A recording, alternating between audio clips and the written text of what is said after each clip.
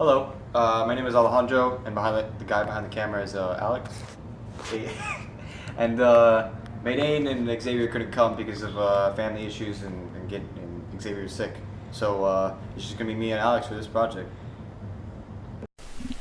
Near the beginning of the chapter, Nick accompanies Gatsby on a trip into the city for lunch. They ride into the city with Gatsby's cream-colored car, and while he drives, Gatsby tells Nick about his past.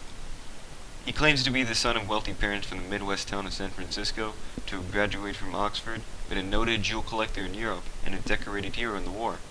However, Nick does not believe this story, stating, the very phrases were worn so threadbare that they invoke no image.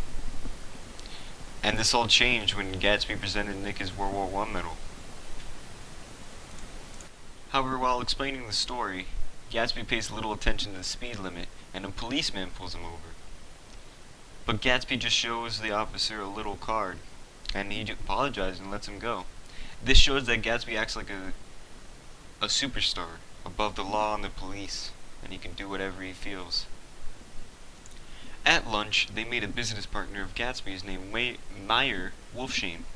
Wolfsheim tells Nick that Gatsby is a man of fine breeding and would never so much as look at a friend's wife. As for Wolfsheim, he is a shady character with underground business connections, and Gatsby points out that he's the man behind the fixing of the 1919 World Series. And for those of you who don't know, during the 1919 World Series, 8 White Sox players were accused of intentionally using the games in exchange for money from gamblers. Wolfsheim. He gives Nick the impression that the source of Gatsby's wealth might be unlegit, which causes Nick to think Gatsby's might be involved in organized crime. On the way out of the restaurant, Nick sees Tom Buchanan and introduces him to Gatsby. However, Gatsby appears embarrassed and leaves the scene without even saying goodbye, which foreshadows the conflicts between them. Alright, it's time to pay attention because here is where things get really juicy. So after lunch, Nick meets Jordan at the Plaza Hotel.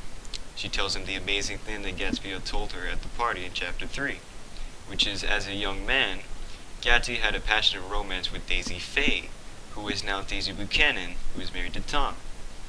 During the war, when Daisy was not 20, Gatsby met her while he was stationed in Louisville, and the two of them fell in love.